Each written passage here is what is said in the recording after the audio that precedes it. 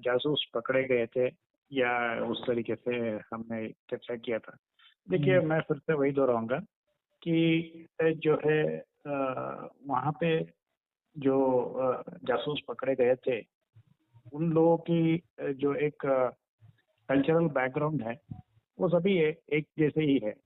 और इसमें मैं आगे एक जोड़ के कहने की ये कोशिश करूंगा कि भाई, जब भारत और पाकिस्तान दोनों एक बंटवारा हुआ था, कुछ पाकिस्तानी जो लोग हैं वहाँ से यहाँ आए थे, पाकिस्तानी हिंदू जो पॉपुलेशन है वो यहाँ पे एक्सचेंज हुआ था। आप जो है बड़े बड़े सेलिब्रिटी को भी देख सकते हैं कि जैसे कि जो है कपूर परिवार जो है, जैसे कि राज कपूर हो, उस तरीके से काफी सारे लोग हैं। या बहुत चर्चित नाम है एल के आडवाणी जी, जो है वो भी एक लोग हैं। कहने का तात्पर्य ये है कि इन लोगों की कल्चर एक जैसे ही है। और इसके एक कारण से ये होता है कि पंजाबी है, आप देखते हैं कि आसपास के लोग ही पकड़े गए। हरियाणा से लिंक शुरू हुआ और आते आते जो है बाकी राज्यों में उनकी तार जोड़ दिए गए। उत्तर प्रदेश तक वो सिलसिला जारी रहा, इस तरीके से देखा जाए तो कहने का तात्पर्य यह है कि जब पाकिस्तानी को जो लोग मिलते हैं, उनकी पारिवारिक जो पुराने उनकी जो लोग हैं वहाँ पे रह गए थे, उस तरीके से वो तार जुड़ जाता है उन लोगों की, तो ये एक दोस्ती नेचुरली बन जाती है, उस तरीके से देखा जाता है। और दूसरी बात यह है कि जब ये लोग मिलते हैं तो पाकिस्तानी लोग इतनी चालाकी से उनको जो है खाना वगैरह में वो बिल वगैरह वो पे करते हैं और उनको मुफ्त में सारी सुविधाएं उपलब्ध करते हैं, जैसे कि वह ऐसा लगे कि पुरानी मित्र हो, और चने के जार पे चढ़ा देते हैं। और ये एक पहलू है। और दूसरी एक है, तो लालच तो है ही, हर आदमी के अंदर एक लालच होती है। और मैं इसे आगे भी कह सकता हूँ, कुछ लोग बुरा मान जाएंगे क्योंकि भाई पता चला कि एक डीआरडीओ साइंटिस्ट थे, पुरुलेकर है या उनके नाम में ऐसा है, वो भी एक पकड़े गए थे लड़की के चक्कर में। पाकिस्तानी लड़कियों को ऐसे खास इस्तेमाल किया जाता है लोगों को पकड़ने के लिए, तो जासूसी उस तरीके से हो जाता है। मैंने कल एक बात कही थी और उसी एक उसको आगे बढ़ाने की कोशिश कर रहा हूँ, करूँगा कि भाई हमने कितने जासूस है उनके अंदर सवाल किया था मैंने कि भाई हमने कितने जासूस जो है उनके अंदर जोड़ रखे थे, जैसे कि हमें एक फायदा हो। जैसे कि जो जासूस पकड़े गए थे वो उन्होंने कहा गया कि कुछ आर्मी के या उस तरीके से पिक्चर वगैरह उन्होंने शेयर किया, उस तरीके से बताए गए। तो हमारे लोग कितने जासूस है पाकिस्तान के अंदर जो है तैयार किए हुए हैं। और इसका मैं इस तरीके से कहने वाला था कि भाई, जासूस हमने जो पकड़े गए वो सारे हिंदू हैं, कुछ एक सिख भी, एक दो सिख हैं और एक मुसलमान पकड़े गए। तो यहाँ के कहने के तात्पर्य ये है कि आपने कितने जासूस उस तरीके से ये पकड़ा कि अ, उनके अंदर जोड़ रखा है कि हमें फायदा मिले इस जंग में।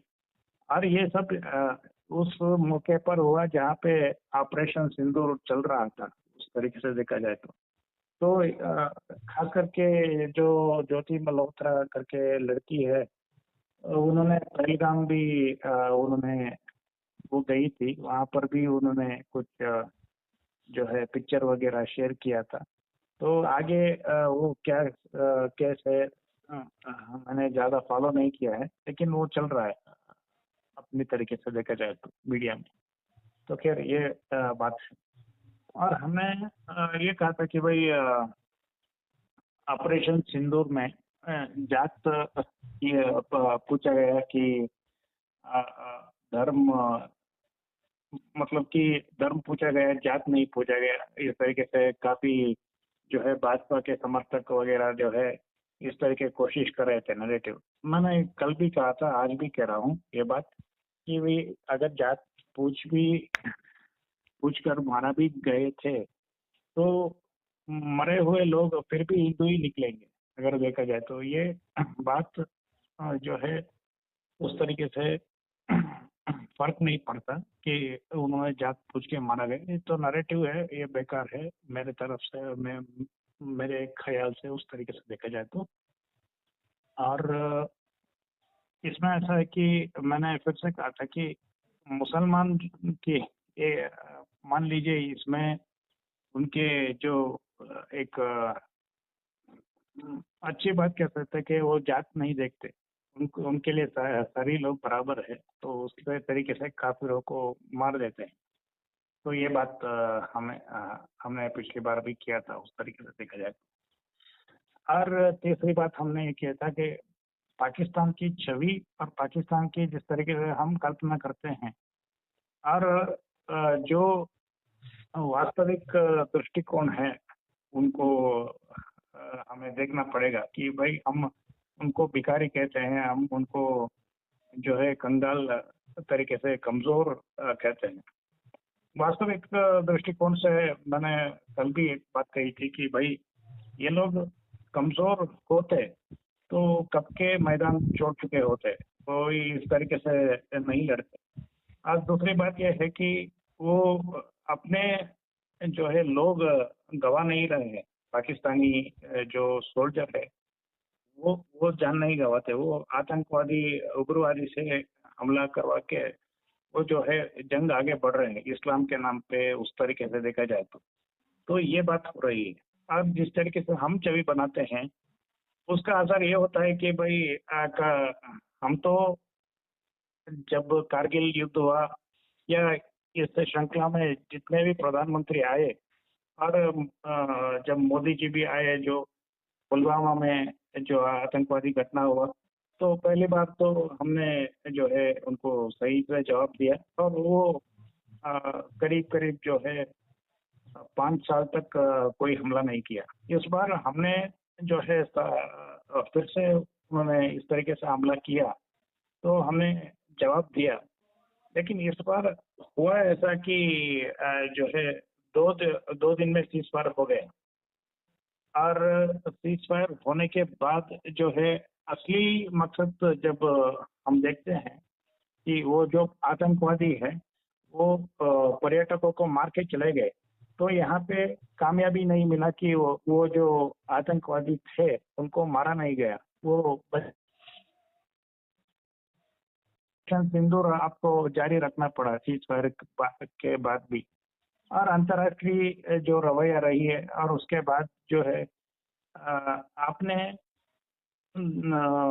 अगर जीत हासिल की होती, अगर वास्तविक दृष्टि से मैं देखता हूँ तो है हिचकिचाना नहीं पड़ता कि भाई अगर नरेंद्र मोदी जी तुरंत ही सत्र बुला देते, विशेष सत्र, और पार्लियामेंट में अपना जो है जीत की घोषणा कर देते।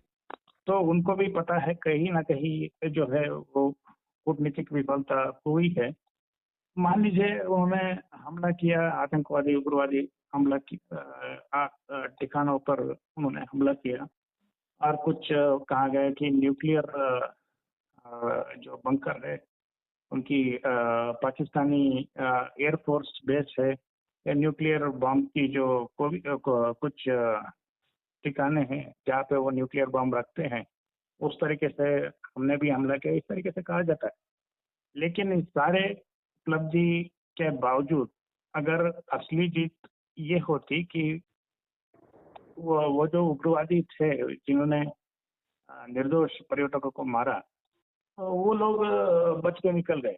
और दूसरी बात यह है कि आपने जिस तरीके से असली युद्ध की जीत तब होती कि कुछ हासिल होता, कि जैसे कि पाक ऑक्यूपाइड कश्मीर जो है वो हमारे पास आता, वो समझौते में बैठते मोदी जी के बगल में और कुछ समझौता करके भाई हम जो है ये जो एरिया है आपको सौंप रहे हैं और आगे जो सैन्य की जो ताकत है वो कम करेंगे। अब जैसे आपने पिछले संवाद में ये कहा कि जब चार टुकड़े होंगे तो हम उनकी जो फॉरेन पॉलिसी है या मिलिट्री जो पॉलिसी है या डोमेस्टिक पॉलिसी है, उन सब पे जो हमारी जो एक चलती, तो वो यहाँ पे जीत मानी जाती। तो मैं इस हिसाब से कह रहा हूँ कि कहीं ना कहीं हमारी चूक रही है उस तरीके से देखा जाए तो। और मीडिया की हमने पिछली बार रवैया बताया था कि भाई उन्होंने ऐसी हवा पैदा कर दिया, पागल कर दिया कि लोगों को कि भाई जो है हमने इस्लामाबाद कैप्चर कर लिया, हमने जो है कराची को कैप्चर कर लिया। तो ये सब आप इस तरीके से प्रोपेगेंडा करते हैं तो लोगों के मन में जो एक्सपेक्टेशन है बहुत ज़्यादा बढ़ जाती है। तो जब असल में ये सब नहीं होता तो कहीं ना कहीं जो है लोग है वो डिसअपॉइंटमेंट तो होते ही हैं। खास करके हम देख रहे हैं ट्रम्प की रवैया।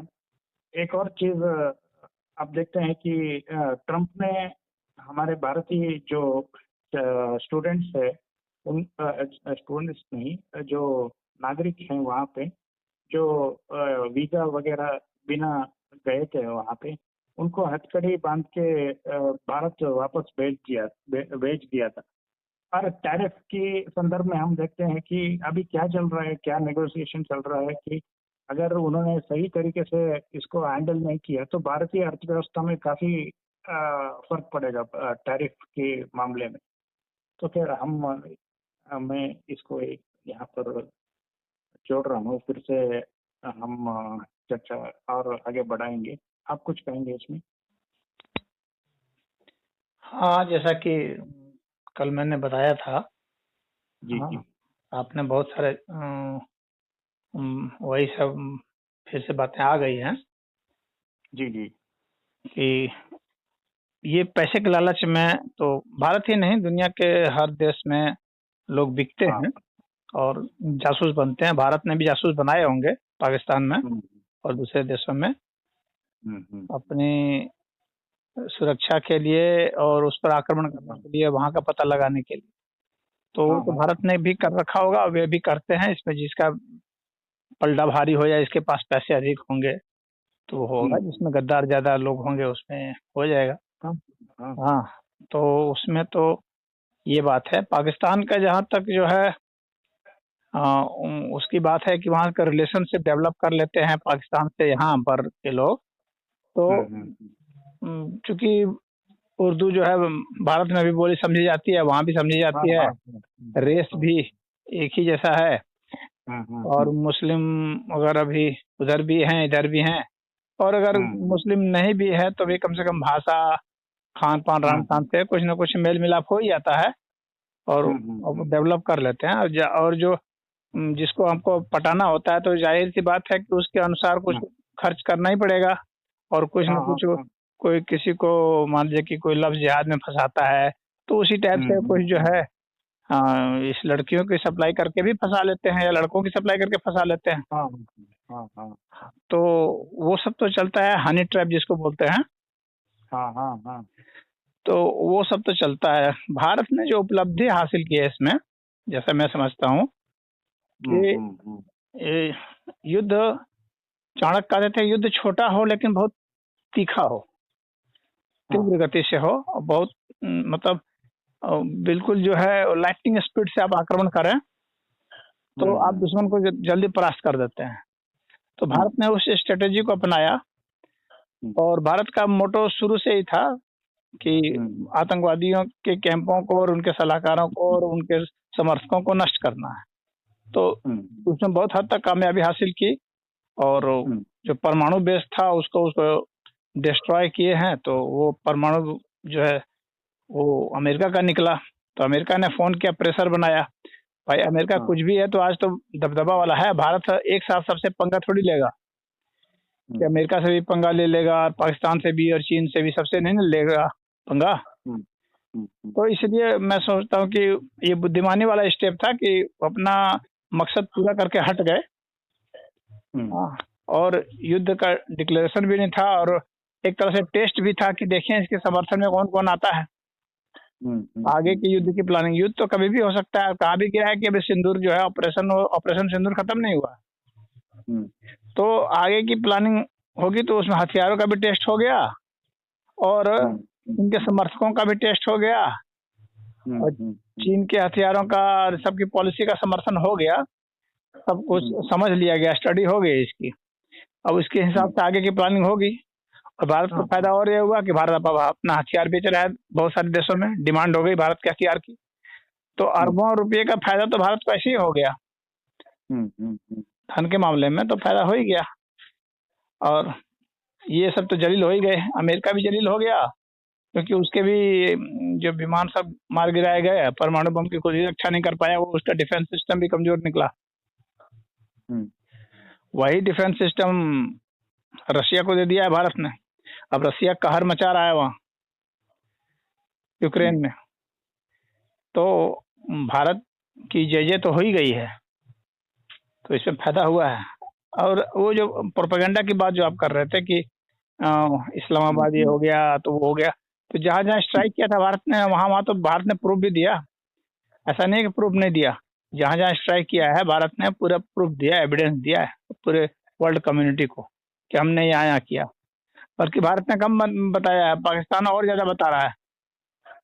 भारत ने कम बताया, पाकिस्तान तो और ज्यादा बड़ा बड़ा के बता रहा है कि यहाँ पर मारा वहां पर मारा।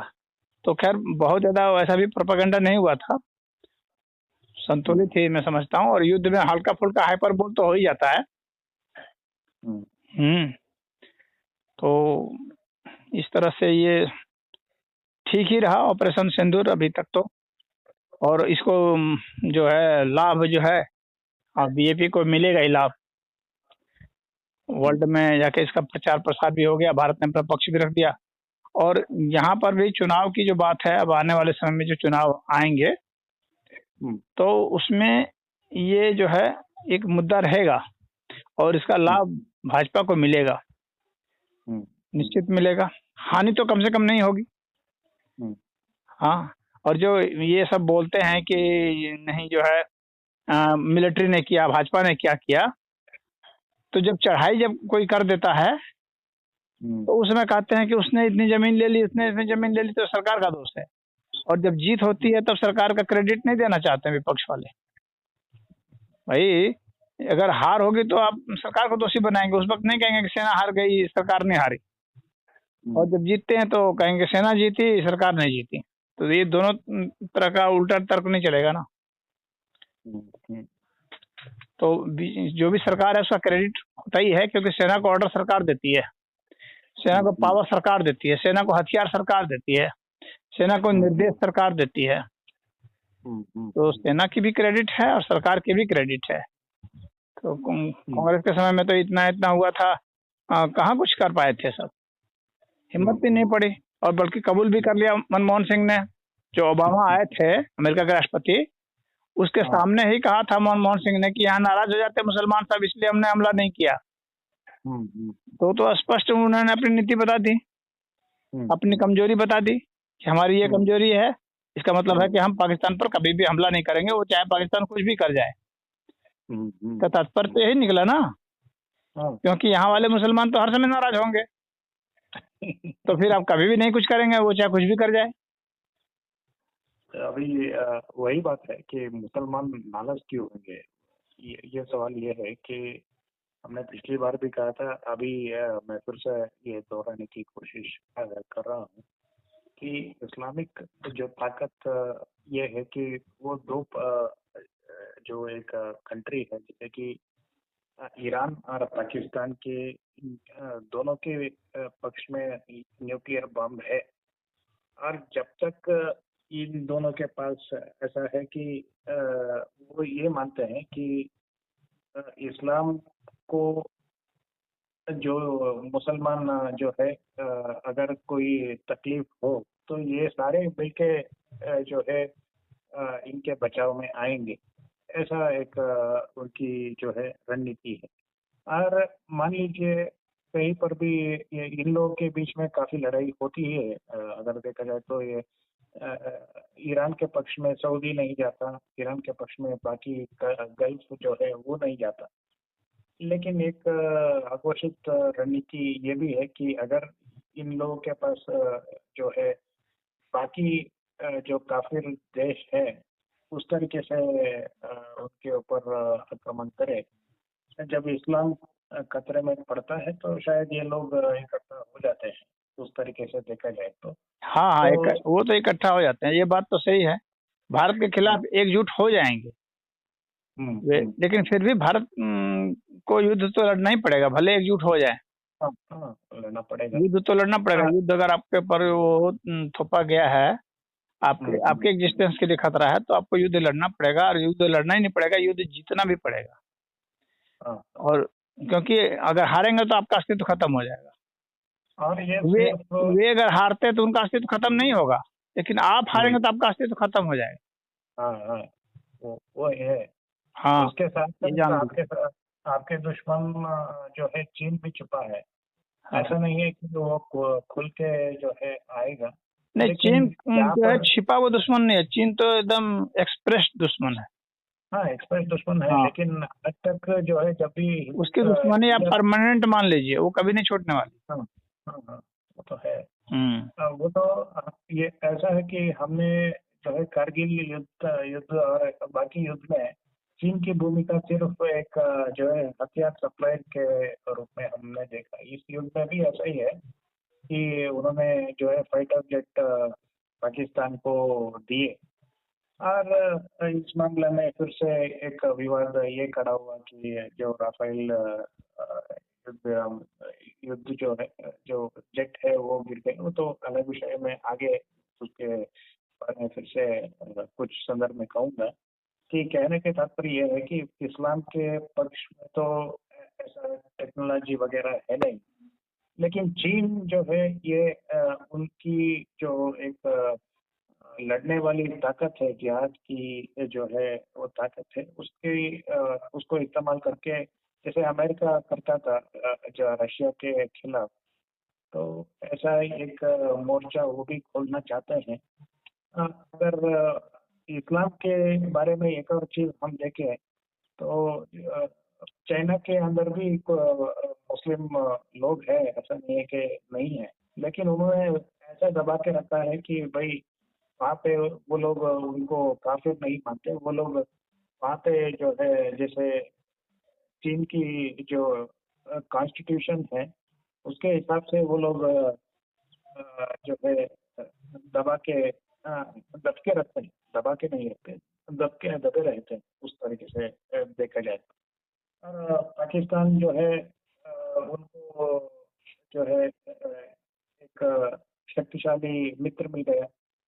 और जो भीख मंगा देश तो है, इनकी जब भी संकट आती है तो भारत को कमजोर करने के लिए तो चीन इनके इस्तेमाल कर रहा है अभी तक, तो देखा जाए तो मैं इसमें इतना ही कहूँगा। और बाकी मैं फिर से जो है न्यूक्लियर बम की शक्ति क्या होती है, मैं आगे उसको फिर से दोहराऊंगा। कुछ कहेंगे इसमें? देखिए, चीन तो टेक्नोलॉजी से मदद कर रहा है और करता ही रहेगा आगे भी, लेकिन आपको चीन की टेक्नोलॉजी से कंपटीशन करके उससे भी आगे निकलना है। अगर आपको सरवाइव करना है तो सरवाइव का प्रेशर ऐसा होता है कि आपको टेक्नोलॉजी में सदैव एडवांस करना पड़ेगा। आप तभी तक सरवाइव भी करेंगे। इजराइल भी तभी तक टिका है जब तक वो साइंस में आगे है, अन्यथा तो ये खत्म कर देंगे उसको। तो उसी तरह से भारत भी तभी तक बचा रहेगा जब तक कि ये साइंस और टेक्नोलॉजी में आगे रहेगा, और वो भी चीन से आगे रहेगा।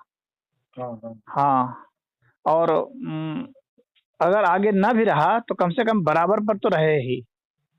हाँ, तब तो जा करके कुछ ना कुछ अपना गोटी बिठा सकता है कि भाई चीन के बीच तो बहुत शत्रु हैं, चीन तो मोस्ट हेटेड नेशन में से है वर्ल्ड का, तो चीन के बहुत शत्रु हैं। भारत उनके चीन के जो शत्रु हैं उनको भी भारत मदद करके चीन को प्रेशर में ला सकता है। हाँ, और चीन को भी बाजार चाहिए तो भारत से पूरा जो है ऐसा भी इतना बड़ा जो है एनिमी नहीं बनाएगा कि अपना प्रोडक्ट ही नहीं बेच पाए। हाँ, तो वो भी बहुत बुद्धिमानी के साथ ही जो करेगा, वो बेवकूफ देश तो है नहीं, तो सामान बेचते हुए ही वो दुश्मनी लेगा। और जो है भारत भी फिलीपींस को दे रहा है, इंडोनेशिया को दे रहा है, हाँ, वियतनाम को मदद दे रहा है, जापान को देगा, हाँ, तो ताइवान को देगा, सभी को भारत भी अपना वेपन देगा, मदद देगा, हाँ, इंटेलिजेंस देगा, और जो सैटेलाइट नेटवर्क जो है वो सब भी देगा। तो दे करके चीन को भी प्रेशर में लाएगा। अगर अमेरिका और ताइवान और चीन अगर भिड़ गया, ऑस्ट्रेलिया सब जगह, तो चीन की भी ऐसी तैसी हो जाएगी, और उसमें भी भारत जो है चीन को तोड़ने में मदद कर सकता है। तो चीन को भी तो डर है। तो ये तो बैलेंस काउंटर बैलेंस का खेल तो ये चलता रहता है वर्ल्ड पॉलिटिक्स में। हाँ, हाँ, तो ये तो होगा। आज के संदर्भ में विपक्ष कहाँ खड़ा है और विपक्ष के रवैया कैसा रहा इस युद्ध के दौरान? तो हम पहले तो ये देखते हैं कि जब इस ऑपरेशन शुरू होता है तो सारे जो एक विपक्षी दल है उन्होंने एक मत से जो है सपोर्ट किया पहले पहले, तो उस तरीके से देखा जाए तो। और इस बार मुझे लगता है कुछ हद तक पहले उन्होंने सबक भी सीख लिया था कि जब पुलवामा जो आतंकी हमला हुआ संदर्भ में उन्होंने जो है काफी सारे सवाल उठाए जो है एयर के ऊपर। और जो है राहुल गांधी अचानक जो है राफेल मुद्दा उठाते हैं और चौकीदार चोर है उस तरीके से जो है उन्होंने शुरू कर दिया था। तो इस बार हम देखते हैं कि शुरू में तो ऐसा कुछ नहीं हुआ, सारे लोग जो है देश के पक्ष में खड़े रहे। और उन्होंने पहले तो सबक सीख लिया था पिछले जो जिस तरीके से नकारात्मक बात हुई। और हम एक किरदार को खास करके याद करते हैं कि अरविंद केजरीवाल जब से चुनाव हारे हैं तब से दिखाई नहीं दे रहे। और कहा जा रहा है कि उनके पार्टी के अंदर ही एक तरीके से बगावत हो रही है, उस तरीके से देखा जाए तो। और कभी भी वो जेल जा सकते हैं, वो जो मनीष सिसोदिया से लेके और भी किरदार है, सारे नाम जो है कभी भी जेल जा सकते हैं, उनके खिलाफ हो चुका है FIR। तो अरविंद केजरीवाल उन्होंने काफी सारे सवाल उठाए थे पिछली बार जो है। इस बार उन्होंने वो सबक लिया, वो भी जो है खामोशी से देख रहे हैं, कोई भी बयान उस तरीके से उन्होंने भी नहीं किया। इस बार तो उसको खुद ही सवाल उठे हुए हैं ना, तो अब तो वो खुद ही अब ये मान रहा है कि वह इस योग्य नहीं है कि सवाल उठाए। वो खुद ही मान रहा है कि वो इतना जलील हो चुका है कि अब उसके सवाल उठाने कोई मतलब नहीं है, लोग उसी को थूकेंगे, तो उसकी क्रेडिट एकदम खत्म हो चुकी है। अभी वो कुछ भी बोलने लायक नहीं रह गया है। हाँ, नाम है, वो कुछ भी नहीं बोलेगा, वो साइलेंट है।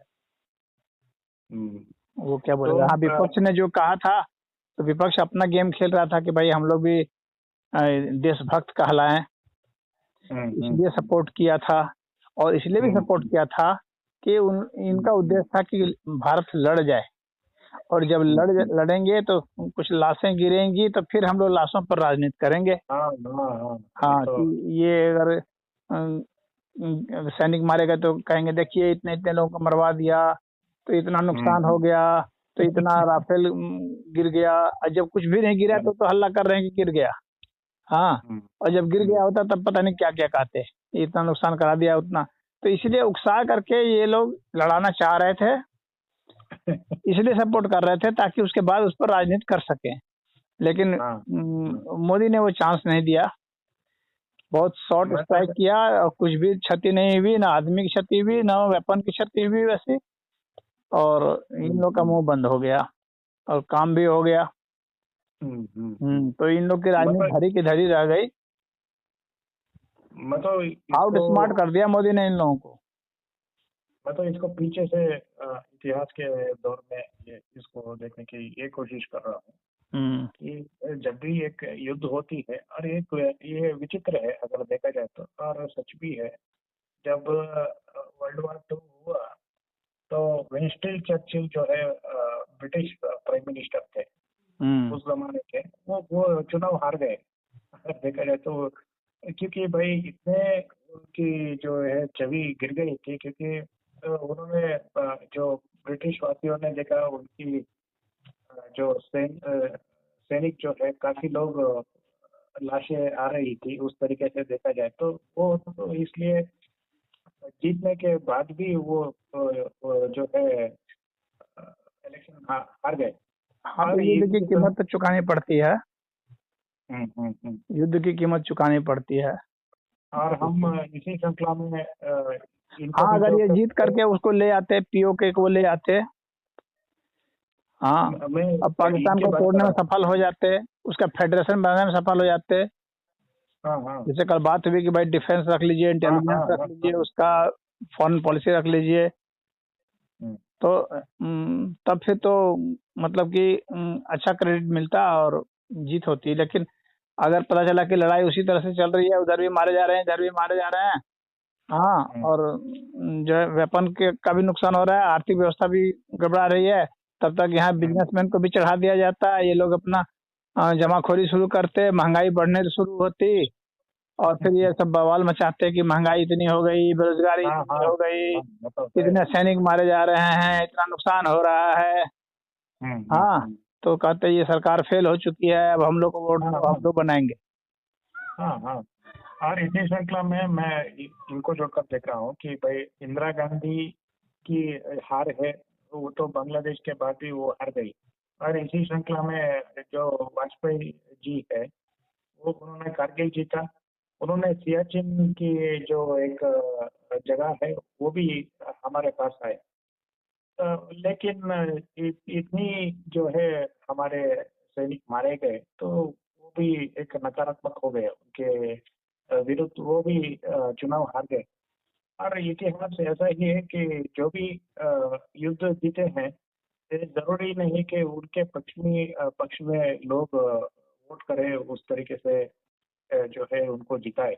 तो आपने बाकी सारे जो बातें कही वो तो बिल्कुल सत्य है कि विपक्ष तो ऐसा ही करने वाला था, लेकिन मैं ये कह रहा हूँ कि अगर इसको विपक्ष के जो रवैया है अगर ठीक होता, अगर इसको सही मायने से वो उठाते, जैसे कि भाई राहुल गांधी जब से 2019 से राफेल के मुद्दे उठा रहे, इसको सकारात्मक दृष्टि से आप कन्वर्ट कर सकते थे। जैसे कि मैं कह रहा हूँ कि राफेल जो है वो सब विदेशी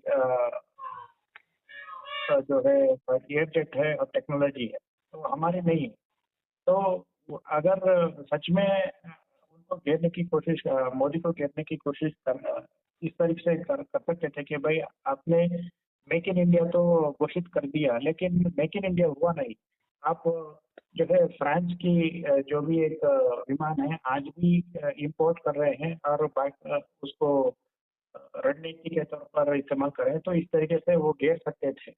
हाँ, लेकिन ये बात आपकी ठीक है कि अगर उस समय कहते ये कि आप राफेल को खरीद रहे हैं वहां से, तो आप तब खरीदिए जबकि राफेल यहीं भारत में कहे कि भारत में ही बनेगा, और टेक्नोलॉजी भी ट्रांसफर करेंगे, और सोर्स कोड भी देंगे, जिस सोर्स कोड को रोक दिया है उन लोगों ने। लेकिन हम ये देखते हैं कि असल में इन लोगों की एक मंशा हमेशा ऐसे ही रही है, और ये एक दूसरे के पक्ष में और विरोध में ऐसे ही है। हम देखते हैं कि आपको जलील करना है मोदी जी को, और आपके पास जो है आप जितने भी एक मुद्दा बनाए, जैसे कि आपने बेरोजगारी या महंगाई उस तरीके से जो भी एक मुद्दा बने, वो सब तो हमेशा से ही भारत की राजनीति में हमेशा से ही रही है। आपको एक मुद्दा कभी ये नहीं मिला कि मोदी को असल में किस तरीके से घेर सकते थे, आपने उसके प्रयास ही नहीं किया।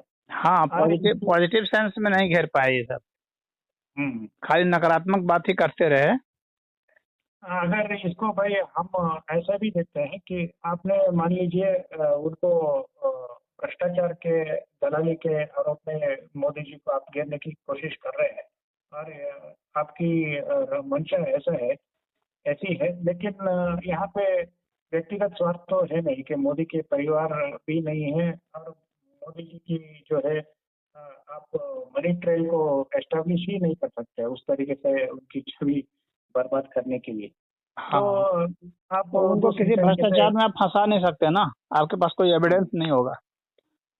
आपने दूसरी तरीका निकाला कि भाई अडानी के जो है फेवर करने के लिए ये सब हो रहा है, अडानी ही मोदी है, उस तरीके से आपने एक नकारात्मक छवि बनाने की कोशिश की। लेकिन वो कामयाब नहीं हुआ, क्योंकि यहाँ पे मुद्दा ही नहीं बनता, क्योंकि आपके पास ना सबूत है, ना आप जो है कहीं किसी अदालत में जाके आप केस कर सकते हैं कि वाकई ऐसा है कि जो है देशद्रोह हो रहा है या आपके मुताबिक नैरेटिव बन रहा है। ऐसा कुछ होना ही ना रहा अगर देखा जाए तो। हाँ, इन लोग का उद्देश्य सिर्फ उतना ही नहीं था कि मोदी को ही वैसा करना था, इन लोग को भारत की आर्थिक व्यवस्था को भी खराब करना था। हाँ, तो इसीलिए ये सब कर रहे थे कि ताकि, चूंकि अडानी भारत के बहुत बड़े उद्योगपति हैं, कितने लोगों को जो है रोजगार दिए हुए हैं, और भारत की अर्थव्यवस्था को बहुत आगे ले गए हैं, विदेशों में भी बहुत सारे पोर्ट वगैरह हैं, बहुत सारी चीज कर रहे हैं, बहुत फैक्ट्रियां हैं, तो भारत की अर्थव्यवस्था की रीढ़ में से एक है वो। तो भारत की अर्थव्यवस्था को खराब करने की इन्होंने जो है टेंडर ले रखे थे, उसी की दलाली कर रहे थे राहुल गांधी। ये भी था, सिर्फ मोदी को फंसाना ही नहीं था, भारत को भी फंसाना है इन लोगों को। ये लोग देख नहीं सकते हैं कि भारत जो है प्रगति करते हुए 4th पोजीशन पर पहुंच गया जीडीपी में। ये इन लोगों को सुहा नहीं रहा है, अच्छा नहीं रहा लग रहा है। और ये बात हमें एक और दृष्टिकोण से देखना पड़ेगा कि क्योंकि देखिए, जब भारत 4th पोजीशन पर पहुंचा तो अगर कायदे का अगर होते ये तो बधाई दिए होते भारत को, भारत के इंडस्ट्रियलिस्ट को बधाई दिए होते कि भारत की ये उपलब्धि है, 4th पोजीशन पर पहुंच गया है, और हमारी सरकार जब आएगी तो हम 3रे पोजीशन पर पहुंचा देंगे, दूसरे पर पहुंचा देंगे, इस तरह की बात करते। इस तरह के विजन होना, लेकिन कुछ नहीं, एकदम ऐसे सांप सूंघ गया कि अरे क्यों हो गया, क्यों भारत पहुंच गया 4th में, इन लोग को ऐसा कष्ट हो रहा है। और ये बात ऐसे भी है कि वो इतिहास नहीं भूले, जैसे कि वीपी सिंह ने इनके परिवार के ऊपर दलाली की आरोप लगाया, और इनकी 400 पार की सरकार ऐसे ही ध्वस्त हो गई जैसे कि पता ही नहीं चला कि कभी इनकी सरकार थी। तो जब से वो सरकार राजीव गांधी जी की सरकार गई तो वापस उस तरीके से मेजॉरिटी में कभी नहीं आई। तो ये सब वो भी इतिहास को याद रखते हैं, और इस तरीके से जैसे कि मोदी जी जिस तरीके से उनको हटा नहीं पा रहे हैं, और एक फ्रस्ट्रेशन भी है, इसी कारण इससे वो लोग जो है नकारात्मक छवि को पेश करने के लिए एक कोशिश कर रहे हैं। तो एक राजनीतिक पहलू है। कांग्रेस का ये दुर्भाग्य है कि कांग्रेस का पाला मोदी जैसे स्ट्रांग पॉलिटिशियन से पड़ा है, और भाजपा का भी सौभाग्य है कि मोदी जैसे मजबूत पॉलिटिशियन के पास में है, जिसके कारण राहुल की और उनके ग्रुप के लोगों की कोई बुद्धि नहीं चल रही है। नहीं चल रही है। हाँ, कोई बुद्धि नहीं चल रही है, इनको हर चीज में आउट स्मार्ट कर दे रहे हैं वो। ये लोग बहुत छोटे स्तर के बच्चे सिद्ध हो रहे हैं, ये सब लगता है जैसे कॉलेज के जो है स्टूडेंट लीडर हैं, उस टाइप का बिहेव कर रहे हैं राहुल गांधी। अब देखिए, राहुल गांधी जी अभी एक आरोप लगाए थे कि भाई जो है मशीन का खेल हुआ, वो जो है इलेक्शन के कमीशन के ऊपर उन्होंने सवाल उठाए, तो ठीक है।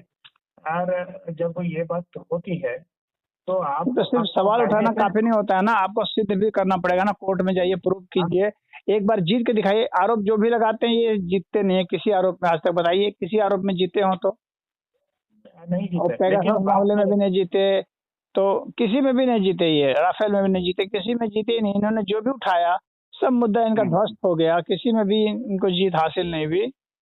तो नहीं, बात ऐसी है कि जो है कायदे से इनको चुनाव जो भी जीता हुआ कैंडिडेट है, अभी इन्होंने 2-3 सरकार बनाए हैं राज्य में, उनको जो है इस्तीफा देना चाहिए था, और जो है फिर से जो है चुनाव लड़ना चाहिए था, अगर कायदे से देखा जाए तो। ये सब नहीं कर रहे हैं कायदे से, ये लोग उस तरह के शक पैदा कर रहे हैं। मैं इसको एक ऐसे रणनीति मानता हूँ जैसे कि ट्रम्प जो है उन्होंने जब चुनाव हारे थे, उन्होंने जब तक फिर से चुनाव नहीं जीता, उन्होंने डेमोक्रेट के जो सरकार के ऊपर उन्होंने प्रोपेगेंडा करने की कोशिश की, भाई चुनाव उन्होंने चुरा लिया, ये मैंडेट उन्होंने चुरा लिया, हम तो जीत रहे थे। और उनके जो समर्थक है व्हाइट हाउस में जाके जो है एक तरीके से जो है कब्जा कर लिए थे, उनको हटाना पड़ा, उनको काफी सारे समर्थक जो है उस तरीके से हो गए। तो कहीं ना कहीं ये जो है, और अमेरिका भी हम देखते हैं कि कहीं उनकी जो एक तरीके से विरोधी जो एक विचारधारा के लोग हैं, उनके चुनाव के ऊपर हमेशा जो है सवाल उठाते ही रहे हैं, अगर देखा जाए तो। ये सारे जो मुद्दे हैं वो भी देखते हैं, हम जो देख रहे हैं अंतर्राष्ट्रीय जो एक पॉलिटिक्स है, ये उसी का उस तरीके से हिस्सा है। मुझे ऐसा लग रहा है कि ये जो छवि बना रहे हैं कि असल में कांग्रेस का कमजोर नहीं हुआ, ये सब मिले हुए हैं, इसलिए कांग्रेस जो है वापस सरकार नहीं आ रही है। इस तरीके से एक प्रोपेगेंडा, एक पक्ष को चलाना चाहते हैं, भले ही इसकी जो है उस तरीके चुनावी जो है उनकी कांग्रेस के पास कोई रियल एजेंडा, पॉजिटिव एजेंडा है नहीं, सिर्फ नेगेटिव पॉलिटिक्स है। और वह एक छोटा बच्चा जैसे रोता है हारने पर, उस तरह से रोते रहते हैं और कोई चीज नहीं करते हैं। इलेक्शन कमीशन को बुला करके कई और वहां पर कोर्ट में कई बार बहस हुई, उसमें इन्हीं लोग को कोर्ट ने डांट के भगाया राहुल गांधी को। राहुल गांधी की हिम्मत नहीं हो रही है कि कोई चीज सिद्ध करें। हर जगह कहीं माफी मांगते हैं, कहीं जुर्माना भरते हैं, तो ऐसे कर रहे हैं। एक बार उनकी सांसदी भी चली गई, 2 साल की सजा हो गई। तो इनको तो कुछ समझ में नहीं आता है क्या बोलना है क्या नहीं बोलना है, बचकानी हरकत करते हैं। भाजपा के लिए अच्छा ही है, भाजपा को ऐसे ही अपोजिशन पार्टी चाहिए। मुझे लगता है जानबूझ के कर रहे हैं कि भाई उनको सिंपैथी मिल जाए। जैसे कि एक और इतिहास है कि भाई जब इंदिरा गांधी जी को जेल में डाल दिया गया था, उनको हथकड़ी में एक फोटो उनकी छप गई थी, तो इससे एक राजनीतिक माहौल बदल गया उस जमाने में। जैसे कि चौधरी देवीलाल थे क्या उस समय, जो है चौधरी चरण सिंह, हाँ चरण सिंह जी थे, तो चौधरी चरण सिंह, तो वो प्रधानमंत्री चरण सिंह थे, मोरारजी देसाई थे, अरेस्ट किया था किसी मोरारजी देसाई बने थे प्रधानमंत्री बाद में। और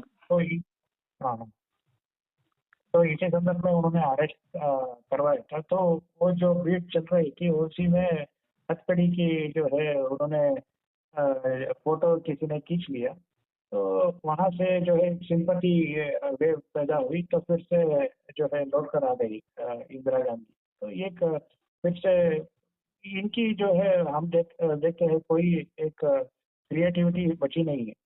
और हम एक और चीज देखते हैं कि विपक्ष में जब तक भाजपा रही है लंबे समय से, तो ये सारे दाव पेच तो उनको पता है विपक्ष के लंबे समय, तो ये पकड़ लेती है और जो है उसके खिलाफ रणनीति बना सकती है। मैं इस तरीके से कहने की कोशिश कर रहा हूँ। हाँ, तो अब वो पुराना जमाना नहीं रहा ना जब मीडिया आपके कंट्रोल में हुआ करता था। अब तो इंफॉर्मेशन के सोर्सेस इतने वैरायटी के हैं और इतनी जगह से आ रहे हैं, इतनी दिशाओं से आ रहे हैं कि आप किसी को भी रोक नहीं सकते। तो प्रोपेगेंडा बहुत नहीं चल सकता इनका, इसीलिए मात खा जा रहे हैं।